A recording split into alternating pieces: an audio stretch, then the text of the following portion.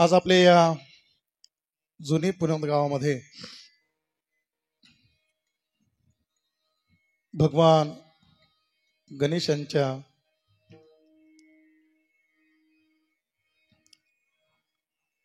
पंढरीशी पांडुरंग परमात्मा विठ्ठल रुक्मिणी मातेच्या आणि राम भक्त बजरंग बलीच्या मूर्ती प्राणप्रतिष्ठा सोहळ्याच्या पूर्णाहुतीच्या काल्याच्या कीर्तनाच्या निमित्तानं सेवेकरता निवडलेला अभंग जगद्गुरु जगद्वंदनीय वैराग्य रागरसिक सकल संत भूषण महाराष्ट्र भूषण श्रीमंत श्री तुकोबर यांचा 4 चरणांचा गोपाळ भगवंताच्या संगतीमध्ये गेल्यानंतर गोपाळांना काय लाभ प्राप्त झालेला आहे त्या लाभाचं वर्णन करणारा अभंग सेवेकरता निवडलेला आहे। सेवेला प्रारंभ करण्यापूर्वी कार्यक्रमाच्या अनुषंगानं परिहार देणं कर्म प्राप्त आहे। आपल्या या मौजे पुणत गावामध्ये भगवंताच्या आगात असीम कृपेनं सकल साधू संतांच्या कृपा आशीर्वादानं ओम चैतन्य कानिपनाथांच्या परम कृपेनं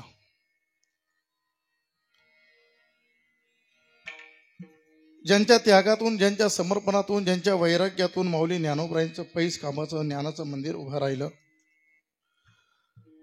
ते प्रातस्मरणीय स्वानंद सुखनिवासी वैकुंठवासी गुरुवर्य बन्सी बाबा यांच्या कृपा आशीर्वादानं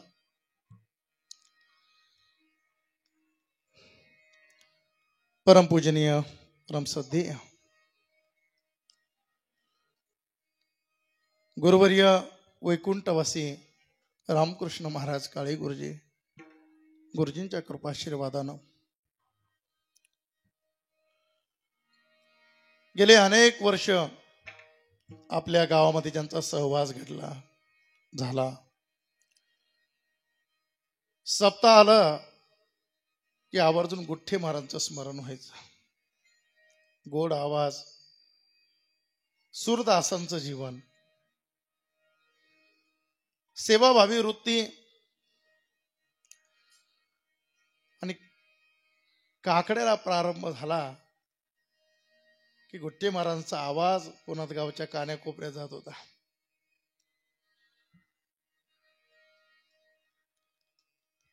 अचानक शारीरिक व्याधीमुळं त्रासामुळं त्यांनी देखील देह ठेवला। त्यांच्या अनेक आठवणी आपल्या गावाला आहे। गेले दिगंबर ईश्वर विभूती राहिल्या त्या कीर्ती जगा माझी। ते वंदनीय वैकुंठवासी देवीदास महाराज गुठ्ठे यांच्या कृपा आशीर्वादानं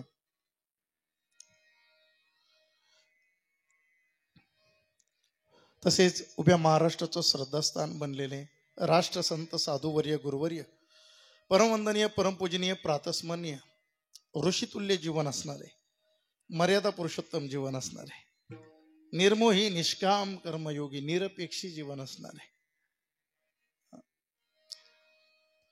भगवंताला जे प्रिय भक्त असतात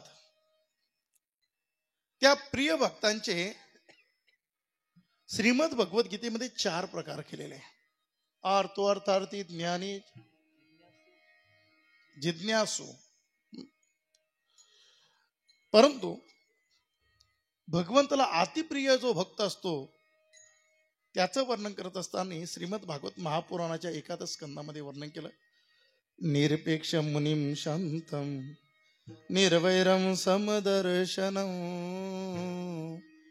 अनुव्रजाम्यहं नित्यं पोययत्यंग्रेणुभिः। निरपेक्ष जो भक्त असतो तो भगवंताला परमप्रिय असतो। असं निरपेक्ष जीवन यांचं आहे। मर्यादा पुरुषोत्तम जीवन यांचं आहे।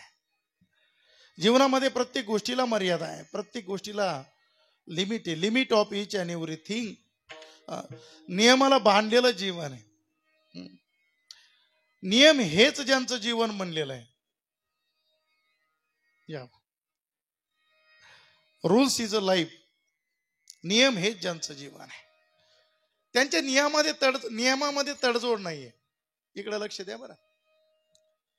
सद्गुरू बाबांच्या नियमात तडजोड नाहीये. तडजोडला इंग्लिशमध्ये ऍडजस्टमेंट म्हणतात. आणि जिथं ऍडजस्टमेंट असते, ऐका बरं वाक्य, जिथं ऍडजस्टमेंट असते तिथं क्वालिटी निर्माण होत नसते. आम्ही वाचलंय adjustment is the best policy. परंतु जिथं ऍडजस्टमेंट असते, जिथं तडजोड असते, तिथं क्वालिटी निर्माण होत नाही. आणि जिथं ऍडजस्टमेंट नसते, तडजोडच नसते, तिथं देवगड सारखी क्वालिटी निर्माण होत असते. हे कुठेही हॉटेलात भजे खाऊन जमत नाही. कसंही जीवन जगून जमणार नाही ते. एवढी मर्यादा आहे जीवनामध्ये.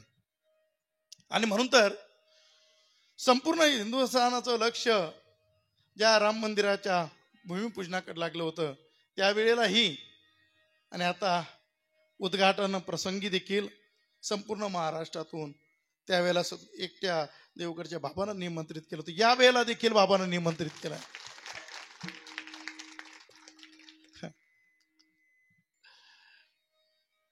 सद्गुरू बाबांचं जीवनच अलौकिक आहे. इथं आल्यानंतर गावातील अनेक भक्त मंडळींनी सांगितलं स्वामी की बाबा या गावामध्ये आले होते, बाबांचं गावावर प्रेम आहे. आल्यानंतर बाबांनी खंत व्यक्त केली होती की मंदिर चांगलं करा मारुतीरायाचं. आणि बाबांच्या कृपा आशीर्वादानं सुंदर असं मंदिर या ठिकाणी उभा राहिलेलं आहे. हा बाबांचाच आशीर्वाद आहे. निर्मळ जीवन आहे बाबांचं, निर्मळ भक्ती आहे, निर्मळ भाव आहे. आणि ज्या भक्ताची भक्ती निर्मळ असते, भाव निर्मळ असतो, निर्मळ सेवा असते ना, असा भक्त भगवंताला प्रिय होत असतो. गोस्वामी तुळशीदासजी रामायणामध्ये बोलतात, निर्मल मन जन सोही मोहि मोहे कपट छल छिद्र भावा मोहे कपट छल छिद्र भावा निर्मल मन जन सोहे मोहि. आपली भक्ती निर्मळ असावी, भाव निर्मळ असावा, सेवा निर्मळ असावी. बऱ्याचदा काय होतं माहिती का, आपण भक्ती करतो, सेवा करतो, पण भाव निर्मळ नसतो, भाव शुद्ध नसतो. काहीतरी अपेक्षा असते, कसली तरी अपेक्षा असते. कधी मोठेपणाची असेल, कधी नावाची असेल, कोणी चांगलं म्हणावं हे असेल. शुद्ध भावनेने केलेली सेवा भगवंताला प्रिय होत असते. म्हणून तर शुद्ध ज्याचा भाव झाला दुरी नाही देवत्याला, दुरी नाही देवत्याला, दुरी नाही देवत्याला. शुद्धी ज्याचा भाव झाला दुरी नाही देवत्याला, दुरी नाही देवत्याला, दुरी नाही देवत्याला. शुद्ध ज्याचा भाव झाला दुरी नाही देवत्याला, शुद्ध ज्याचा भाव झाला दुरी नाही देवत्याला. भाव झाला दुरी नाही देवत्याला, दुरी नाही देवत्याला, दुरी नाही देवत्याला. हे शुद्धी ज्याचा भाव झाला दुरी नाही देवत्याला, दुरी नाही देवत्याला, दुरी नाही देवत्याला.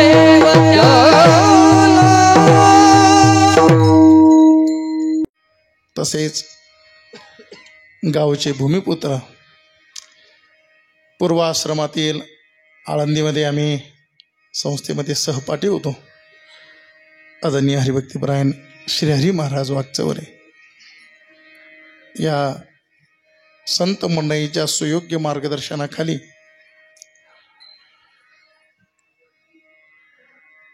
रामकृष्ण आश्रमामध्ये वास्तव्य करणारे वंदनीय हरिभक्तीपरायण भगवानजी महाराज जंगले शास्त्रीजी यांच्या सानिध्यामध्ये यांचा सुंदर असा अध्ययन चालू आहे. हरिभक्तीपरायण निलेश महाराज रोडे, मला स्वार्थ कीर्तन सेवाही झालेली आहे. तसेच या भक्ती उत्सवाला कीर्तनामध्ये गायनाची साथ देण्याकरता उपस्थित असणारे वंदनीय पूजनीय गायनाचार्य, संगीत विशारद, कीर्तनही जे गोड करतायत हरिभक्तीपरायण आमचे सचिन महाराज पवार, तसेच त्यांना तेवढीच गोड साथ वंदनीय किरण महाराज हराळे, उपस्थित असणारे वंदनीय हरिभक्तीपरायण नापदे महाराज, इकडं गावातील परिसरातील सर्वच गुणीजन टाळकरी मंडळी,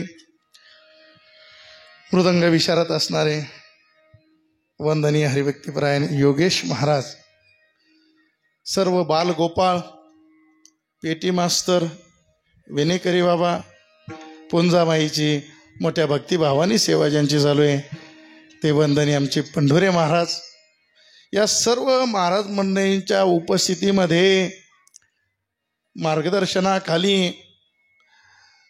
हा भव्य दिव्य प्राणप्रतिष्ठा सोहळा संपन्न झालेला आहे.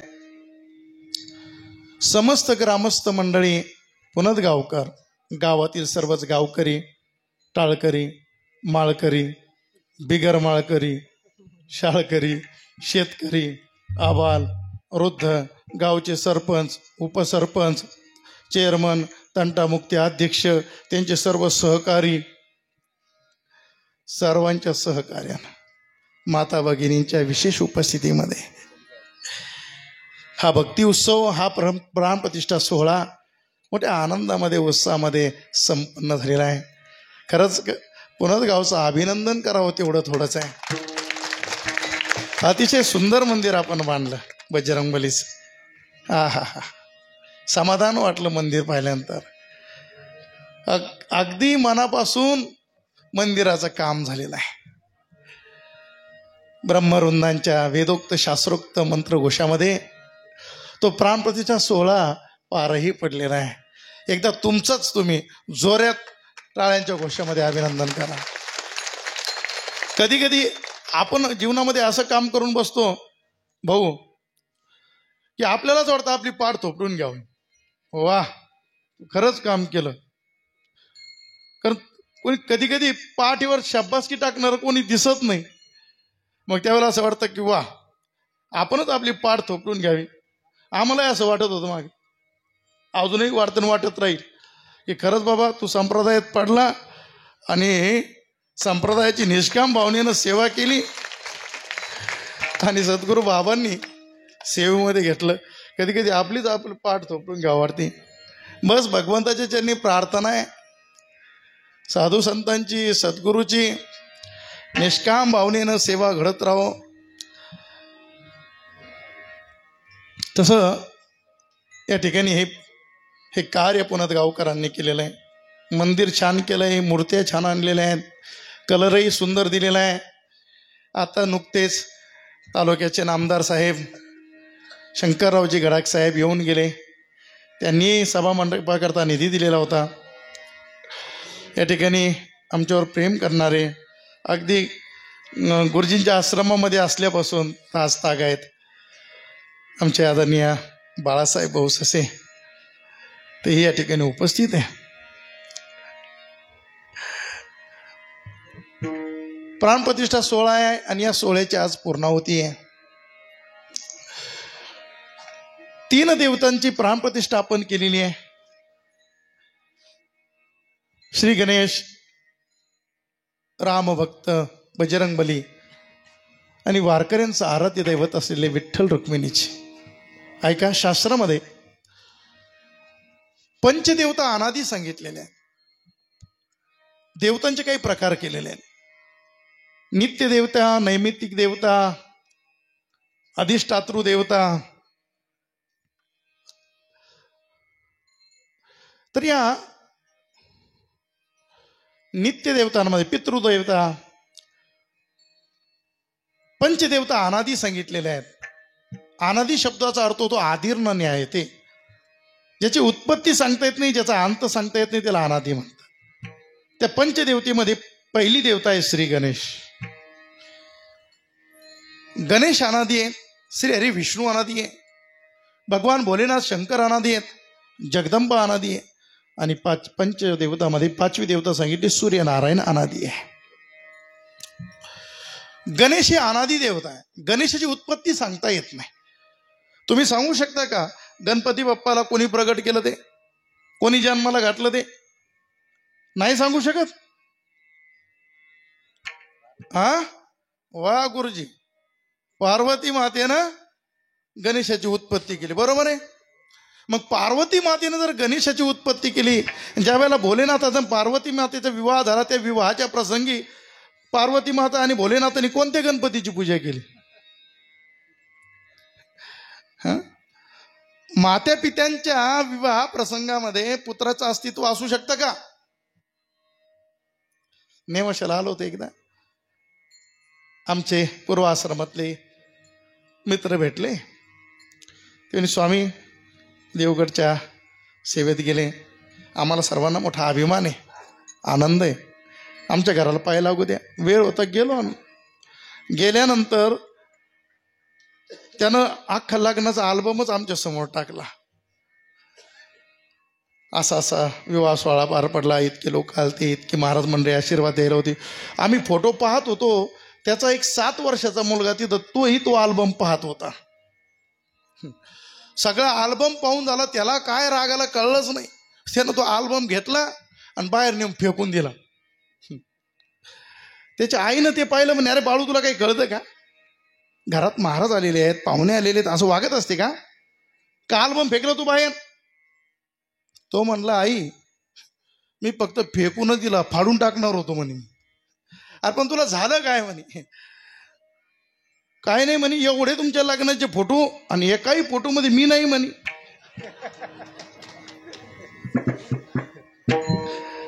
मुलाचं आई वडिलांच्या विवाहामध्ये अस्तित्व असू शकतं का? ज्या अर्थी भगवान भोलेनाथ आणि पार्वती मातेच्या विवाहामध्ये गणेशाची पूजा केली जाते, त्या अर्थी गणेशाची उत्पत्ती पार्वती मातेनं नाही केलेली आहे. ते अनादी आहे. आणि म्हणतो ते यजुर्वेदाच्या प्रारंभी त्या रुद्रीमध्ये वर्णन केलं पा. आणि ओम गणानंद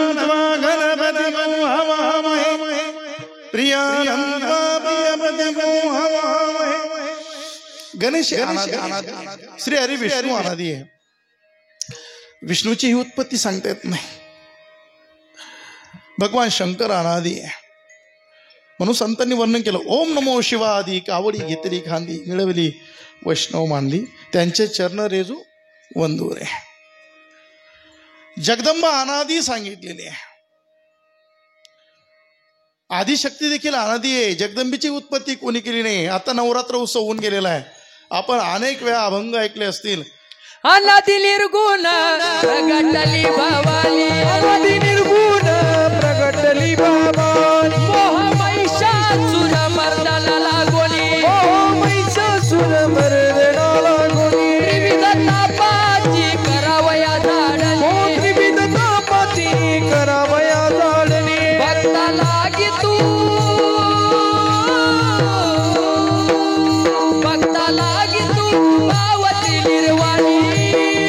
आईचा जोगवा जोगवा मागेल, आईचा जोगवा जोगवा मागेल, आईचा जोगवा जोगवा मानेला, आईचा जोगवा जोगवा मानेला, आईचा जोगवा मागेल, आईचा जोगवा मानेला, आईचा जोगवा, आईचा जोगवा मानेला, जोगवा जोगवा मागेल, आईचा जोगवा जोगवा मानेला.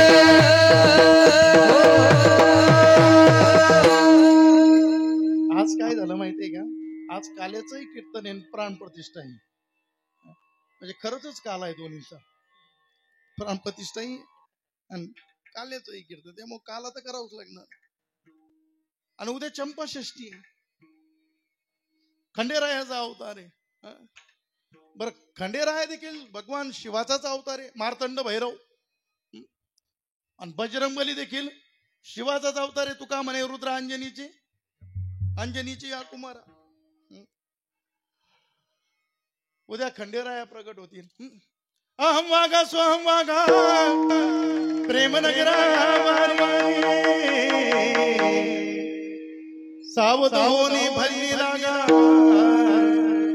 देव करा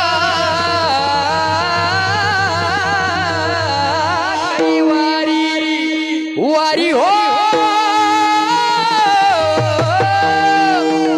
वारी हो वारी माझ्या मल्हारीची वारी हो वारी हो वारी माझ्या मल्हारीची वारी वारी हो वारी माझ्या मल्हारीची वारी खंडोबाची वारी माझ्या खंडोबाची वारी माझ्या मल्हारीची वारी माझ्या मल्हारीची वारी वारी हो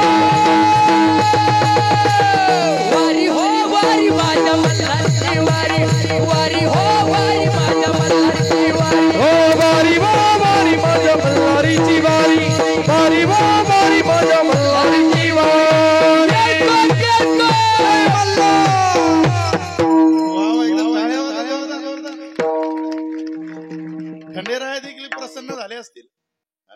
कोणाच गावामध्ये आदल्या दिवशी जन्माला येण्याच्या अगोदर जय घोष करून टाकला. वा वा. पंचदेवतेमध्ये शेवटची देवता सूर्यनारायण अनादी सांगितले. या अनादी देवता आहे. ज्या गणेशांची प्राणप्रतिष्ठा केली ते अनादी भगवान शिवाचा अवतार असणारे बजरंगबली चिरंजीव आहे. आणि विठ्ठल हे श्री हरी विष्णूचं स्वरूप आहे. सुंदर असा प्राणप्रतिष्ठा सोहळा या ठिकाणी संपन्न झालेला आहे. सर्वांनी सहकार्य केलेलं आहे. सगळ्यांच्या सहकार्याला हे फळ आलेलं आहे. हे एकट्याचं काम नसतं. सगळ्यांचं सहकार्य ज्या वेळेला होत असतं त्यावेळेला तिथं आनंद निर्माण होत असतो. जसं गोकुळामध्ये भगवान अवतीर्ण झाल्यानंतर सगळ्या गोकुळाला आनंद झाला. का? गोकुळीच्या सुखा अंत पार नाही लेका बाळकृष्ण घरी हा आनंदाला नरला गोकुळीच्या तुका पार नाही लेका बाळकृष्ण नंदाकरी आनंदाला रे नारी. बाळ नंदबाबाच्या घरी जन्माला आलं आणि आनंद सगळ्या गोकुळाला झाला. त्याचं कारण असं होतं की नंदबाबाच्या घरी बाळ जन्माला यावा म्हणून तिथल्या त्या गवळणीनं त्या गोपिकांनी कोणी व्रत केले होते. कोणी मंगळवार धरले, कोणी चतुर्थी धरली, कोणी गुरुवार धरले, कोणी शनिवार धरले. अनेक प्रकारचे व्रत केले होते या गोपिकांनी. आणि ज्या वेळेला नंदबाबाच्या घरी बाळ जन्माला आलं त्या प्रत्येकाला असं वाटलं की आपल्या तपश्चर्येला हे फळ आलेलं आहे. कारण त्या सर्वांचं योगदान होतं. आणि ज्या वेळेला असं धार्मिक कार्य गावामध्ये पार पडतं, सर्वांचं सहकार्य असतं ना, त्यावेळेला त्या प्रत्येकाला आनंद होत असतो. आनंद फक्त त्याला होत नाही ज्याचं सहकार्यच नसतं.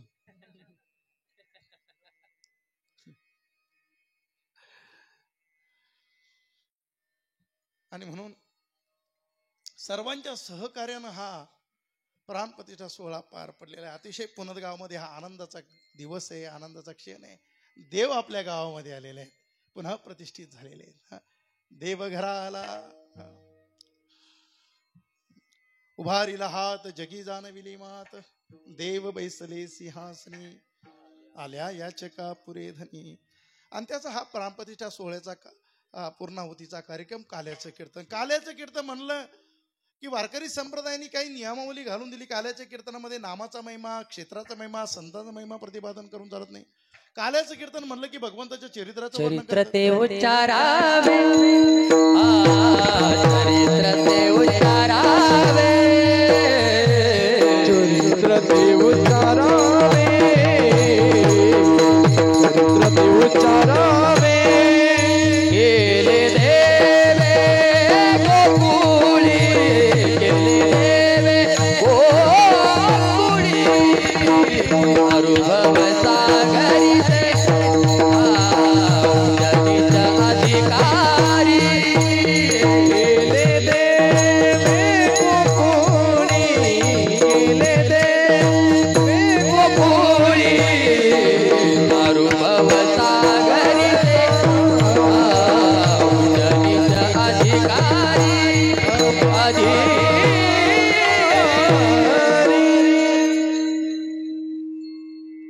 संतांनी नियम घालून दिला की ते चरित्र उच्चारावे जे देवे गोकुळी केले. गोकुळामध्ये ज्या वेळेला भगवान परमात्मा अवतीर्ण अवतीर्ण झाल्यानंतर त्या ठिकाणी काय लीला केल्या, खोड्या केल्या, चोऱ्या केल्या, जे मधुर चरित्र केलं, त्या मधुर चरित्राचं वर्णन काल्याच्या कीर्तनामध्ये करायचं असतं. तसं पाहिलं तर भगवंताचं संपूर्ण चरित्रच मधुर आहे. त्या मधुर अष्टकामध्ये वर्णन केलं पहा. अधरम मधुरम वदनम मधुरम नयनम गमनम मधुरम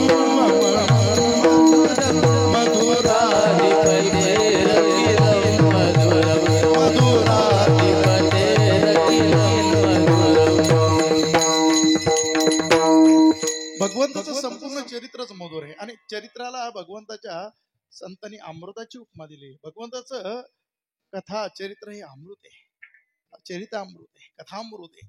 त्या गोपिका गोपीगीतामध्ये बोलतात ना, हे कन्हैया, हे श्याम सुंदर, हे केशव, हे गोविंद, तू आम्हाला वनामध्ये असं टाकून गेलास शरद पौर्णिमेच्या रात्री, तुझ्या विरहामध्ये आम्ही क्षणभर देखील जगू शकत नाही, तुझा विरह आम्हाला सहन होऊ शकत नाही. त्या गोपिका म्हणतात, हे कन्हैया, तुला असं वाटत असेल तुम्ही फक्त वरवर बोलता काय? माणसं सवय असते ना वरवर प्रेमाने बोला, समोर आले म्हणजे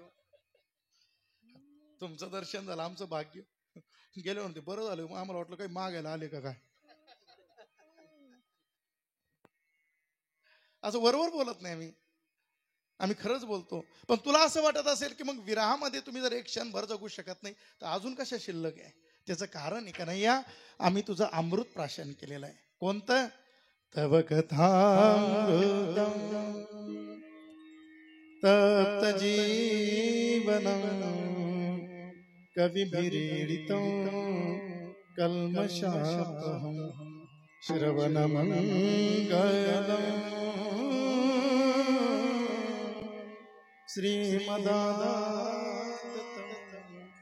भगवंताची कथा अमृत आहे. आणि गोकुळामध्ये जे चरित्र केलं तर या चरित्राचं वर्णन घालायचे, कीर्तनात करायचे. याचा अर्थ असा झाला की गोकुळात जे चरित्र केलं त्याचं वर्णन करायचं. याचा अर्थ असा झाला की इतर अवतारातही भगवंतांनी चरित्र केलेलं दिसतं.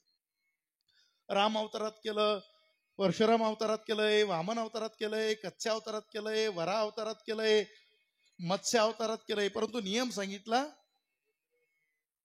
की कृष्ण अवतारात जे चरित्र केलं त्याचं वर्णन करा. का बरं इतर अवतारातल्या चरित्राचं वर्णन का करायचं नाही काल्याला? त्याचं कारण असं आहे की इतर अवतारात भगवंतांनी काला करण्याचा प्रयत्न केला होता. राम अवतारामध्ये रामप्रभूनं लंकेवर स्वारी केली, वानरांनी मोठा पराक्रम केला, रावणाच्या बलाढ्य राक्षसांना ठार केलं, नायनाट केला. रावणावर विजय मिळवणं सोपं नव्हतं, रावणाला ठार करणं सोपं नव्हतं. रावण काय सामान्य होता का? भगवान शंकराचा प्रिय शिष्य होता. कैलास पर्वत भुजांनी हलवलेला, नवग्रहाच्या पायऱ्या ज्यांनी केल्या, देवतांना बंदी खाण्यात ज्यानं टाकलं, चतुर्वेदी राम होता, 10 वेळा मस्तक तोडून भगवान भोलेनाथांना अर्पण केलं. रावणाला पराजित करणं सोपं होतं. नवग्रहाच्या पायऱ्या गेल्या त्या रावणानं.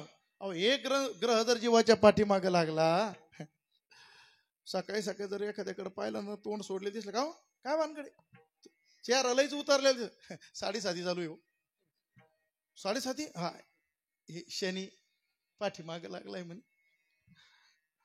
शनीचं काम कठीण होतं. आणि शनी एकदा पाठीमागे लागूपर्यंत टाइम असतो, लागला ना मागचं पुढचं सगळं एक करून टाकतो. शनीचं काम कठीण आहे.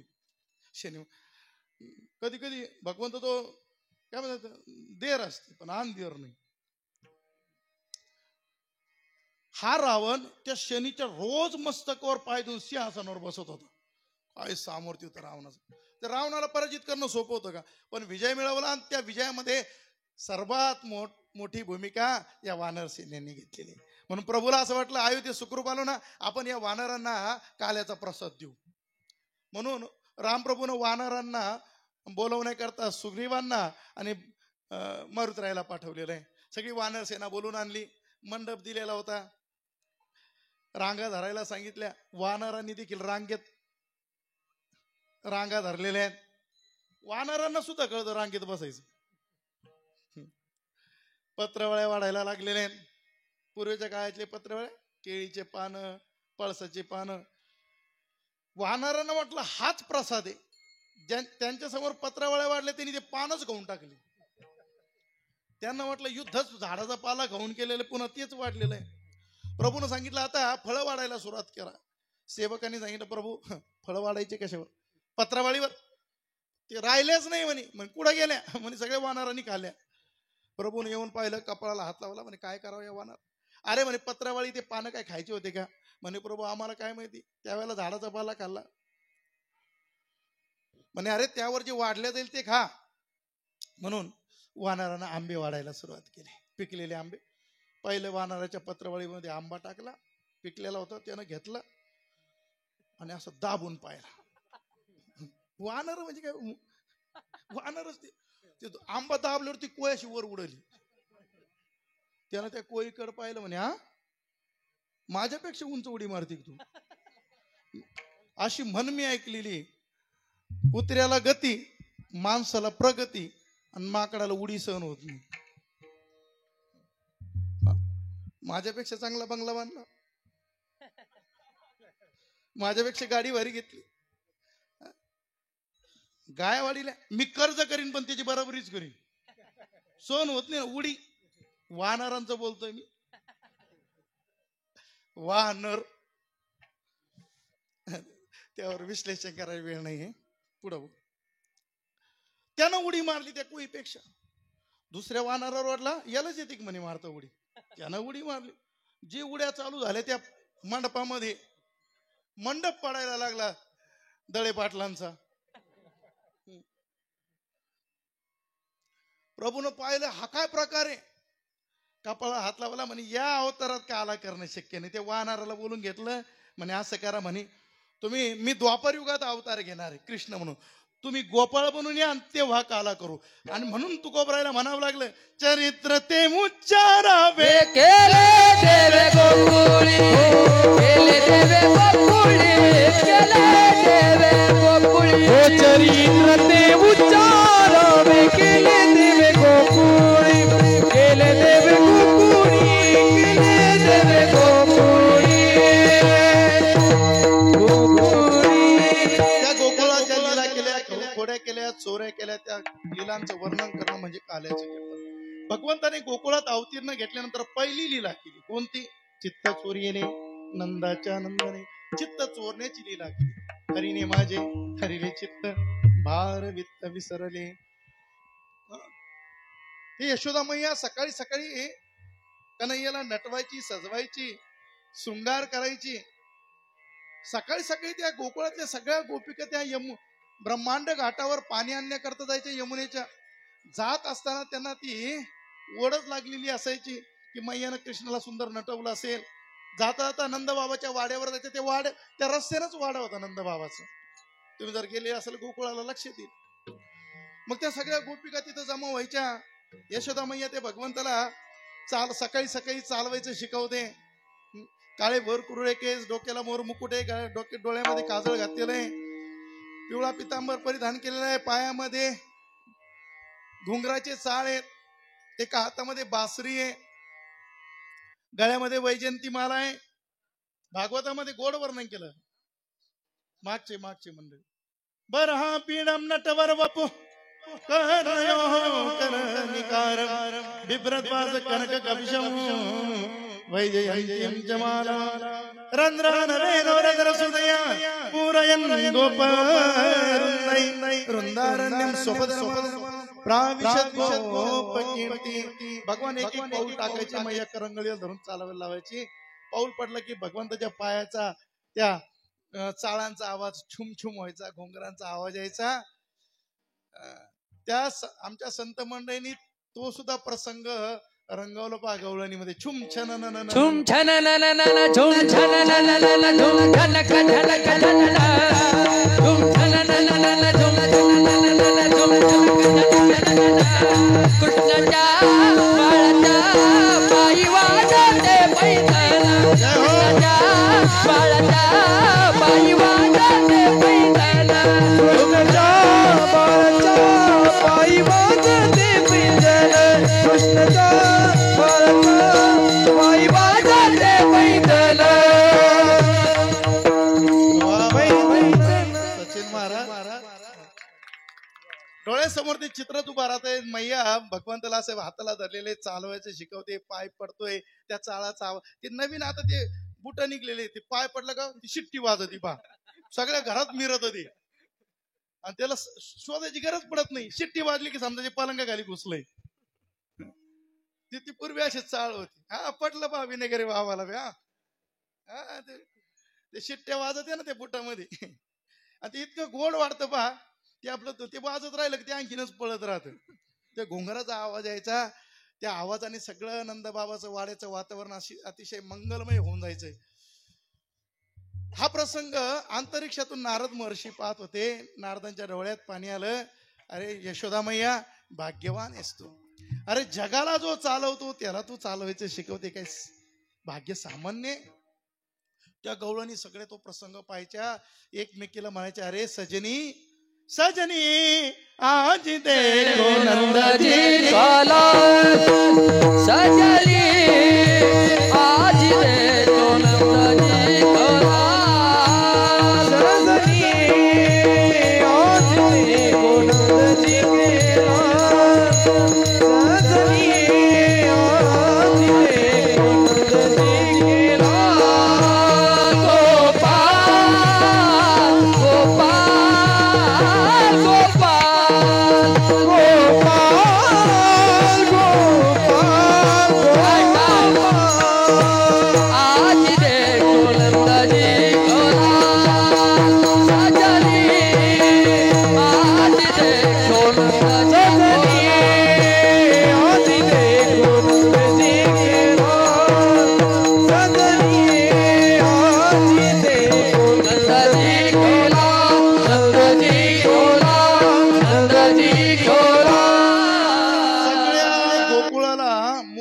काला भगवंतानी वेधिया बाळा नर नारी सकळा.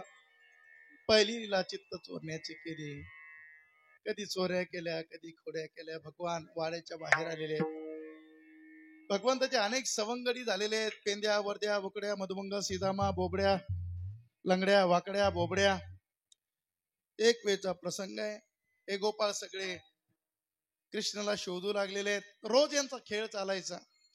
परंतु प्रेम गली पाहिली, कुंज गली पाहिली, मोती झील पाहिलं, निधी वन पाहिलं, सेवा कुंज पाहिलं, परंतु कन्हैया काय कुठं दिसत नाही. यशोदा मैयाला जाऊन विचारलं मैया अगं कान्हा कुठं गेला कनुआ. यशोदा मैया भगवंताला कनुआ नावाने हाका मारायची. कनुआ. बलरामजीला बलुआ. तुम्ही पहा आपल्या लेकराचं किती सुंदर नाव ठेवा पण त्या आईचं एक वेगळंच नाव असतं. त्याच त्याला दादे तरी म्हणन, त्याला सोने तरी म्हणन, छकुल्या तरी म्हणन. तसं यशोदा मैयाचं एक स्वतःच नाव होतं कनुआ आणि बलवा. अरे मैया कनुआ कहा चला गयो, कहा चले गयो. ते वृंदावनची भाषा व्रतची. मैया म्हणे मोकू पतो नाही, मला माहित नाही. कहा चले गयो, कुठे गेला ते. इथंच होता खेळत. बघा तुम्ही कोणीतरी सांगितलं त्या कदंबाच्या झाडाखाली कन्हैयाला पाहिलं. सगळे गोपाळ तिथं आलेले आहेत. पाहिलं भगवान बासरी वाजवत आहेत. म्हणजे कृष्णा कृष्णा. अरे सगळ्या गोकुळामध्ये वृंदावनामध्ये शोधलं, तू इथं बसला होय. म्हणे काय झालं, कशासाठी शोधता. अरे म्हणे खेळायला नाही जायचं का. मग तुम्ही खेळायचं ना, माझ्या वाचून काय गुतलं. गोपाळ म्हणतात कन्हैया तुझ्याशिवाय आम्हाला करमत नाही, तुझ्याशिवाय आम्हाला खेळ खेळा वाटत नाही. तू खेळत असलं की आम्हाला आनंद येतो. भगवान म्हणतात मी तुमच्या बरोबर तुम्हाला आनंद वाटतो. म्हणे हो कन्हैया तुझ्या संगतीमध्ये आम्हाला हा खेळ खेळताना आनंद प्राप्त होतो. भगवान म्हणतात नेमकं तुम्हाला काय मिळतं बरं. तुकोबरायांनी त्याचं उत्तर दिलं. गोपाळ म्हणतात तुझ्या संगतीमध्ये आमचं जीवन निश्चिंत होऊन जातं. तुझी ये संगती, तुझी ये संगती, तुझी ये संगती, तुझी ये संगती, तुझी ये संगती, तुझी ये संगती, तुझी ये संगती, तुझी ये संगती, तुझी ये संगती, तुझी ये संगती, तुझी ये संगती, तुझी ये संगती, तुझी ये संगती, तुझी ये संगती.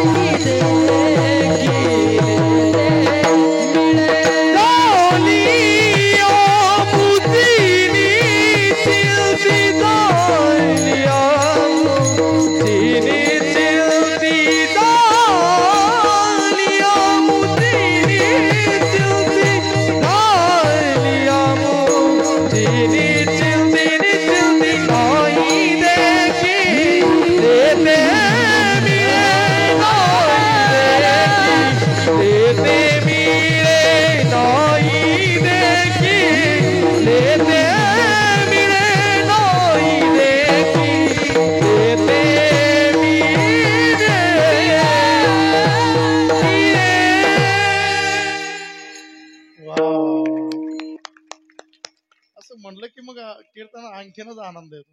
असं वाटतं 2 वाजेपर्यंत चालू द्या.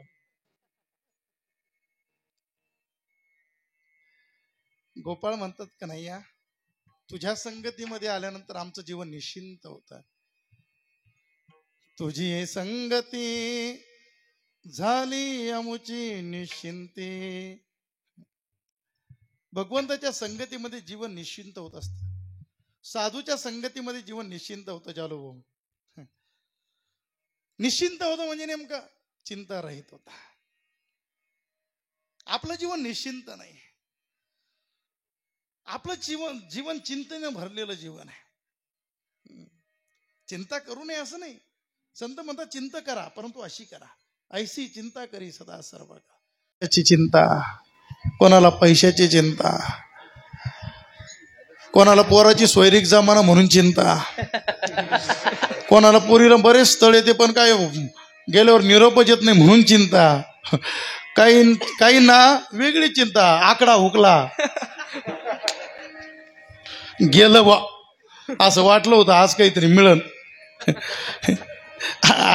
आकड्याने संसार सुखी होत असेल, नावाचा आकडा आहे. तो आकडा त्याचा वाकडेपणा कधीच सरळ करत नाही.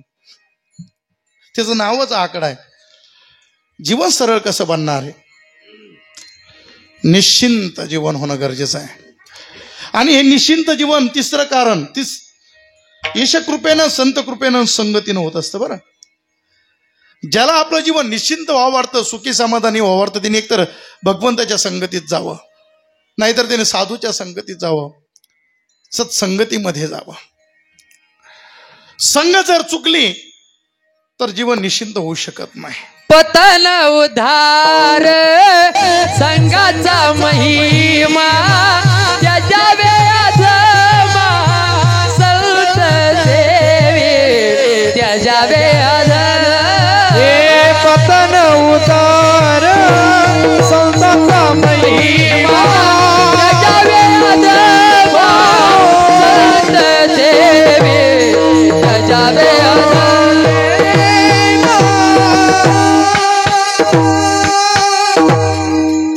पतन उद्धार संघाचा महिमा त्याच्या अधमा संगत जर चुकली. संगतीचा फार भयानक परिणाम आहे. एका मित्राने फोन केला दुसऱ्याला, अरे काय करतो तू, रात्रीचे 9:30 वाजलेले. तो काय नाही, व्हॉट्सअप पाहतोय म्हणे. रिकामाचे का? नगरला जाऊन यायचं होतं. येतो का बरोबर? तो येतो ना म्हणे. मला तरी काय काम आहे. गेला त्याच्या बरोबर. पांढरीच्या पुलाच्या वर गाडी निघली. भाऊ, पोलिसांनी शिट्टी मारली, बाजूला घ्या, साईडला घ्या. गाडी घेतली साईडला. डिकी खोला. तो ड्रायव्हर म्हणे, साहेब नगरला जायचं होतं, काम होतं. डिकी कशासाठी खोलायची? ते बाकी पंचायती करू नको म्हणे. डिकी खोल म्हणे. हा दरवाजा उघडला, गाडीची डिकी खोली, गाडीच गांजा सापडला. याच जाऊ द्या, पण तो बरोबर गेलेला, ते रडायलाच लागला, थरथर कापायला लागला. साहेब तुमचे पाय धरतो, माझा काही दोष नाही, मला काहीच नाही माहिती, आणि मला त्यानं फोन केला म्हणून मी आलो. साहेब म्हणे ते सगळं राहू दे म्हणे, त्याच्या संगत सापडला ना तू. संगत. ऐका, महत्वाचं वाक्य बोलतो. आपलं पारिवारिक जीवन जर सुखी व्हायचं असेल, ऐका बरं, सध्या फार भयंकर काळ आलेला आहे. फार भयंकर प्रसंग येऊ राहिलेत.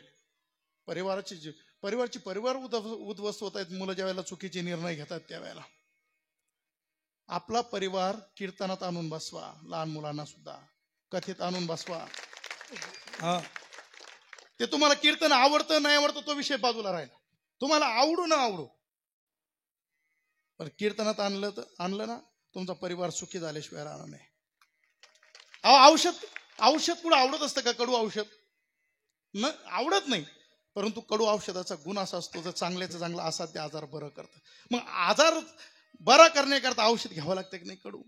सध्या हे जे भयानक आजार आलेला आहे ना, तो व्यसनाचा असेल. हे मुलं पळून जात आहेत, तुम्ही समजून घ्या मला काय बोलायचंय. हे सगळे आजार कीर्तनाशिवाय कथेशिवाय बंद होणार नाही. औषध कडू वाटतं घेताना, परंतु गुण निश्चित देतं. तसं कीर्तन तुम्हाला आवडत असू नसो, ते औषध आवडत असू नसो, बरं व्हायचं ना, मग औषध घ्या. परिवार सुखी करायचे ना, आपल्या परिवाराला लहान मुलांना कीर्तनात आणून बसवा. यांचे आईबाप भाग्यवान आहेत. ज्यांचे मुलं कीर्तनात येते. म्हणून ही काळाची गरज बनलेली आहे. संगत कशाची करायची.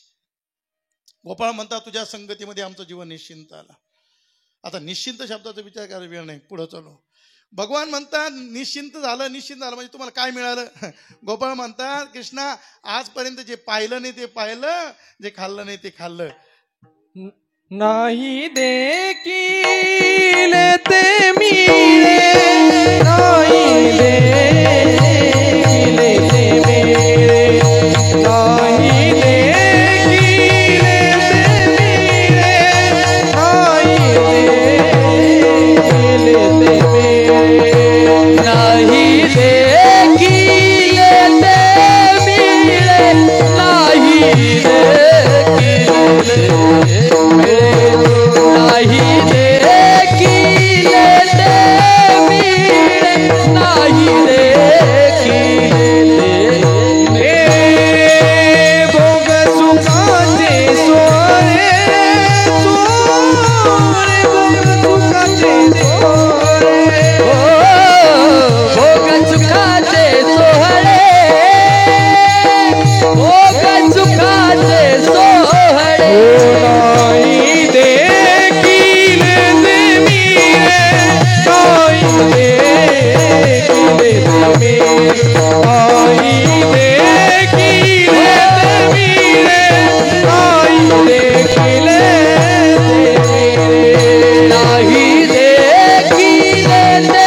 मिळे. नाही देखील ते मिळे, नाही देखील नाही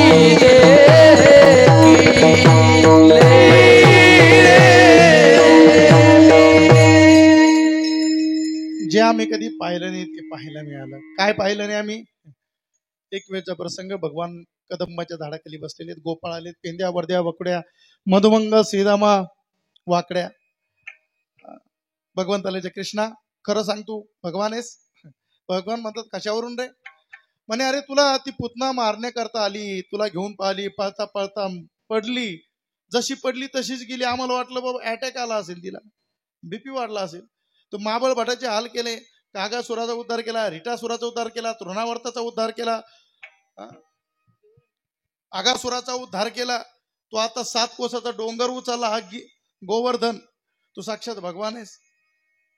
भगवान म्हणतात अरे डोंगर उचलला म्हणजे काय विशेष झाला का. अरे विशेष म्हणजे आतापर्यंत कोणी उचलला नाही म्हणे, तू कसा उचलला. भगवंतांनी सांगितलं त्याचं असं झालं. गोवर्धन भगवंतांनी माझ्या कानात येऊन मंत्र सांगितला, त्या मंत्राद्वारे तुमच्या सगळ्यांची शक्ती माझ्यात आली आणि तेव्हा मी गोवर्धन उचलला. बोबड्या म्हणला मी तरी म्हणलं याला 56 वेळा कुस्तीत पाहिलं मी, यानं गोवर्धन कसा उचलला. कृष्णा अरे दही दूध चोरत होतं ते ठीक आहे, आता आमची शक्ती चोरायला लागलास का. परंतु नंदबाबांनी ज्या वेळेला सांगितलं की वरून भगवंताने कृष्णाला हात जोडले, तेव्हा गोपाळांच्या लक्षात आलं. म्हणे सांग कृष्णा देव आहेस. म्हणे आहे. काय करायचं म्हणे तुझं वैकुंठ पाहायचं. म्हणे कोणाला. सगळ्यांनी बोटवर केले. म्हणे या ब्रह्मकुंडात उड्या टाका म्हणे. सगळ्या गोपाळांनी त्या ब्रह्मकुंडात उड्या टाकल्या, जसे उड्या टाकले तसे वैकुंठात निघाले. इकडं तिकडं पाहायला लागले, पुढं आलो 4-4 हातावाले दिसायला लागले. बोबड्या म्हणला ए पेंद्या कुठं आलो काय. अरे वैकुंठात आलेलं दिसतोय, 4-4 हातावाले दिसायला लागले.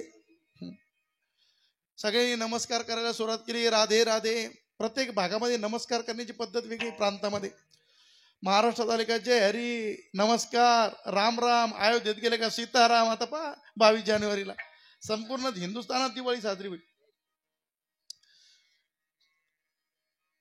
केदारनाथ बद्रीनाथ गेले की ओम नमो नारायण. वृंदावनला आले की राधे राधे. फॉरेनला गेले का हाय हाय बाय बाय. तसं इथंही काहीतरी असेल. म्हणजे चला कृष्णाकडे जाऊन निघाले गोपाळ. भगवान शेषशाईवर झोपलेली लक्ष्मी माता चरणाची सेवा करते. गोपाळांना जाऊ दिलं नाही. द्वारपालांनी अडवलं, अंदर जाना मना है, आप अंदर नहीं जा सकते. बिचारे निराश झाले. हात जोडले, भगवंताचं स्मरण केलं. कृष्णा आम्हाला पुन्हा वृंदावनात प्रकट कर. जसे हात जोडले तसे वृंदावनात पुन्हा प्रकट झाले. भगवंताकडे पाहिलं, भगवान हसतात, विचारतात, का रे गोपाळांनो, पाहिलं का वैकुंठ? म्हणे पाहिलं ना, कसं वाटलं? म्हणे काय पाहायचं वैकुंठामध्ये तुझे थाट? पण म्हणे पण काय? म्हणे वृंदावनासारखं नाही म्हणे. तिथं काय पाहिलं? म्हणे आतापर्यंत जे पाहिलं नाही देखील ते मिळे भोग सुखाचे सोहळे, परंतु वृंदावनासारखं नाही म्हणे. वृंदावनात काय म्हणे, तुझ्याबरोबर बोलता येतं, खेळता येतं, तुझ्याबरोबर जेवता येतं, तिथं नाही म्हणे. भगवान म्हणतात, जे तुम्ही पाहिलं ते तुमच्या घरी नाही मिळत तुम्हाला. म्हणे घरी तरी आमच्या काय? घरी ताकाचे सरोवर, येथे नवनीताचे पूर. घरी ताकाचं सरोवर आहे. ताक म्हणजे आसार आणि लोणी म्हणजे सार. संसार आसार आहे, परमात्मा सार आहे. परमात्मा सार स्वरूप आहे. सारा सार विचार करा उठा उठी, नाम धरा कंठी, सार सार सार विठोबा नाम तू, सत्य तू सत्य तू सत्य तू विठ्ठल. परमात्मा सार आहे आणि परमात्म्याचं नामही सार आहे. तुझ्या संगतीत हा लाभ आम्हाला मिळतो. घरी तरी काय? घरी ताकाचे सरोवर, येथे नवनीताचे पोर, नाही देखील ते मिळे भोग सुखाचे सोहळे. विठोबा रखुमाई, जय जय विठोबा रखुमाई, विठोबा रखुमाई, विठोबा रखुमाई, विठोबा रखुमाई, विठोबा रखुमाई.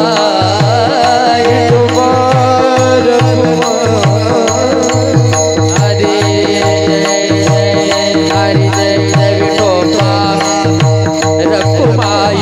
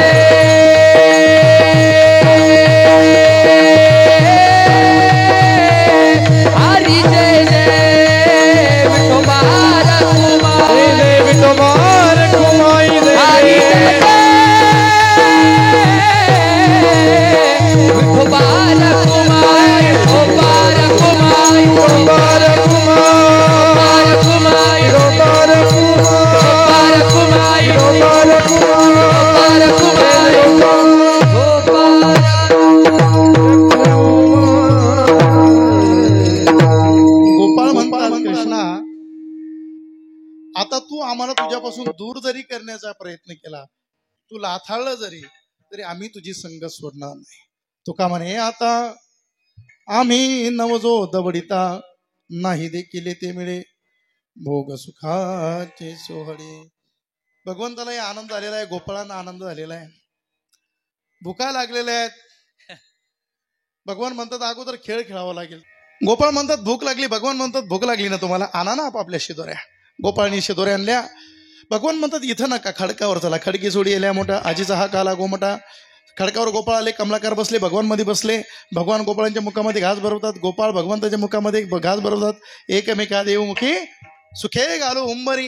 हा काल्याचा आनंद पाहण्याकरता स्वर्गाचे अमर देवता आकाशातून पाहतात आणि विचार करतात, उपजवून या पुढे येऊ, काला खाऊ दही भात. वैकुंठी तो व्हायचं नाही, कवळ काही घालायचे.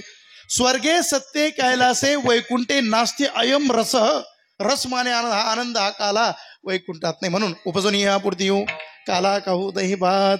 पूज्यपाद शुकदेवानी या कालेचं वर्णन केलं. बिभ्रत वेणूम जठरपेट शृंगवेत्रे गगसे वामे पानुमस रंगवला तत्फलान निंगुलेशो तिष्ठन्मध्ये स्वपरे सुरदो हासे नर्म भिस्वै स्वर्गे लोके मिषित गोपूजे यज्ञ भोगबाल केली.